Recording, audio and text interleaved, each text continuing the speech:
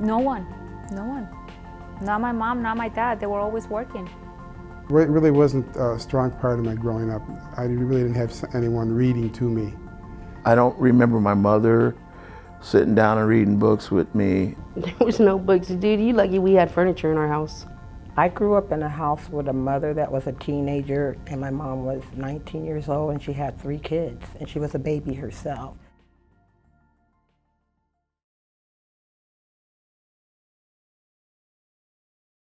In the 2nd grade, I ended up in the dumb row, where the little boys and little girls that struggled with reading sat. Yeah, but I had some very intelligent cousins, and that was intimidating all through elementary school. So little by little, I just pulled away from the family. You find tricks to not read.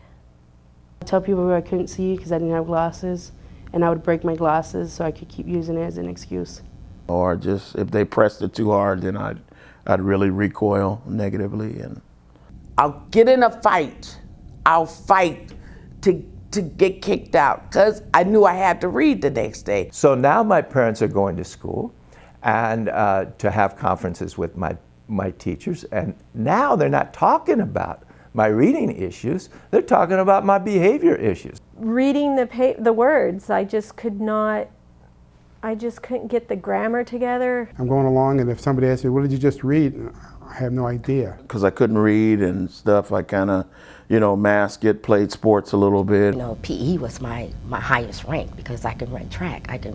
I run cross country. I discovered music, and that was so refreshing. It was like my identity. I could do something. And I would draw pictures to tell a story. And the teachers thought that was the coolest thing. And they found out that I did learn differently. I was put in a special ed class, but in the special ed class, we didn't have to do anything. So we just didn't get it, and we were just passed through, and social promotion's been going on for a long time. My senior year is when they realized that I couldn't read and write. What happened? What did I do? What went wrong? Why did no one catch up with what I was going through? Why didn't nobody notice I wasn't reading and writing at that level? What happened to all that? I feel like all those years were wasted because no one really noticed. As a child, I was innocent, and all children are innocent. We're not cheaters, we're not liars. We go to school, and we're in the hands of adults, and they're the ones that are supposed to impart the skills and the values.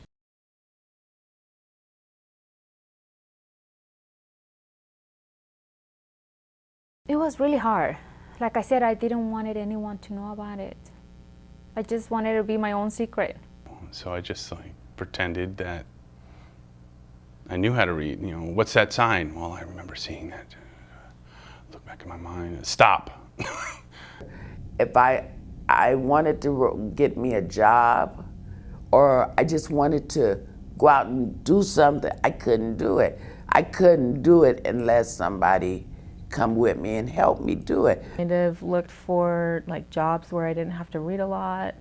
A lot of customer service where I'm talking on the phone or in person. From then on, it was just working as a housekeeper. That was easy. I didn't really have to read. I think adults that can't read we're kind of suspended. We have unfinished business. We have unfinished business in our childhood, and we're suspended emotionally, psychologically, spiritually, intellectually, academically, certainly. It was like this. My world was like this. It was like a box, and I was in the box, and my face was up against the box, and all I could do is look at life pass me by.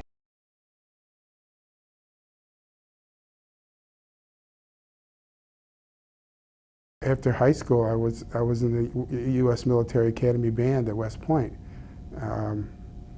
You go in there as an Army specialist, so you don't have to read. I graduated from high school, and I couldn't read my diploma.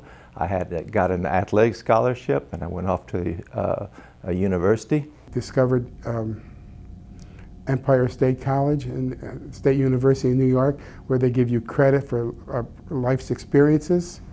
I worked the system, and I cheated the system, And it wasn't the system that was cheating. It wasn't the athletic department or anything like that, or coaches. So I had about 5.5 years of college. I don't know if I just beat the system or I know how to go around the bend a little bit. I graduated from college and I masqueraded as a literate person. And so I did end up with a degree in performance, applied music. And was offered a teaching job as there was a shortage at that time. And I took a teaching job and taught school for 17 years. I taught high school for 25 years, you know, as a high school band director. You can't read, you're really an outsider. And it's a subculture that you belong to, and you only have one language, and it's an oral language. And oral languages are limited. At lunchtime, I would never go into the teacher's lounge or do things with them, because these were quality teachers, people that could read, write, some have doctorates, and they're really quality instructors. And I just knew my music. And literate people sometimes underestimate the power and the gift of their own literacy.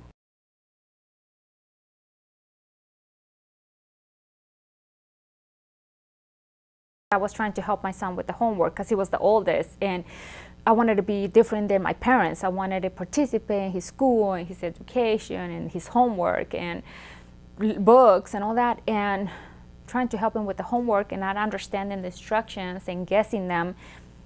The day my son came back and said, I don't want you to help me anymore with the homework. You're giving me the wrong answers. You're like, oh my God, you know, finally reality hits you. Just got tired of, you know, having to mask the fact that I couldn't read, or, you know, being around people and have to make excuses why you didn't read, or you didn't see something right, or you thought it said that. I went to a college class and I struggled. I struggled trying to get into it, trying to understand and write. Yeah. A certain section of my brain was storing blood since I was a child, and my headache meant that section burst in my brain. My husband, he lost his kidneys. He had no kidneys. Doctor had told me that I had to be very careful because all the medications that he was getting, I could put certain medications together and I could kill him. At that moment when I woke up and I looked at my family and I couldn't say one thing, I knew that I had a lot to do. I got fired from Bonds, so I told my counselor everything that's happening, and I started crying and told her I was thinking about selling drugs again and robbing people. And I told my counselor I can't read and that I need help. They're just gonna be devastated that I was gonna lose.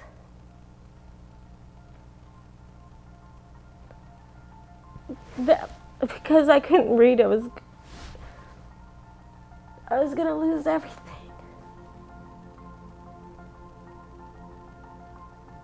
I felt helpless. I felt weak. I felt like I wasn't good enough.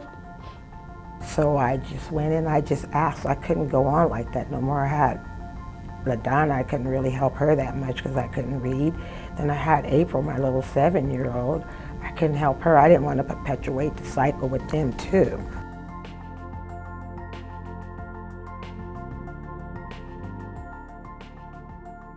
The drama of me telling, my wife is the only person that knows that I can't read. And I'm going to go tell somebody else, and I don't trust people with that secret. I mean, that's why I guarded that secret. There was nobody I could trust with that, because I knew what they thought about people that didn't know how to read. Blocked in my child's mind, they knew that I was dumb. And I went there, took an assessment on math, reading, writing, and then they came back and said, well, your assessment says that you're in a level, 3rd level. I was in shock. I was like, I survived all these years with a 3rd grade level of reading and writing. When I told my family I couldn't read, they almost passed out. They could not believe it. because it's not something you share with people. You just don't. They told me they had a volunteer tutor, someone who was going to volunteer their time twice a week for an hour and a half to teach me to read and write. And she asks me if it's okay if she sticks me in a special class. And I tell her, yeah. So she does. And at first, I felt like I wasn't like those kids in that class or those adults. But when I figured I should just give them a chance and not judge them like people judge me, it turns out that we actually have a lot of things in common. Oh, when I came from my first class, I felt like I was kindergarten. It was a reading class, and we were learning with phonics. It was like finding the rainbow. And I knew that I was on my way to get help. First of all, I went through a lot of frustration, angry. I felt a lot of times quitting. We were supposed to learn when we were from 5 to 18. We missed that. We missed all of that. We would all smile when we could say a sentence in a perfect, normal voice, the right speed. Then we would all just smile and we would clap for each other. She used to always tell me, you're gonna go to college, and I used to always think, what's wrong with her? I don't even have my high school, I don't even have a GED, and she thinks I'm gonna go to college, but she will always tell me that. You're gonna go to college, you're so smart, and I used to always think she was crazy, but she wasn't wrong, she was right. It's like, it feels weird when somebody tells you they're proud of you. I'm 33 years old, I've never heard that before. It's just amazing that there's a program like this.